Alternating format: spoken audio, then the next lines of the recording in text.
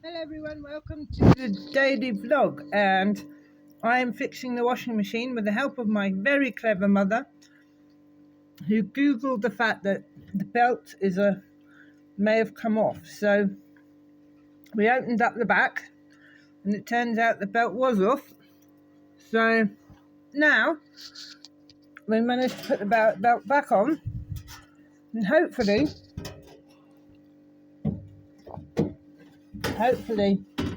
the machine is going to work again. So watch this space and we shall see. It's quite difficult to get the back of this machine on. There we are. So I just remove these little screws. Oops. That's got to slot in a specific way. And there's a couple of little metal screws here.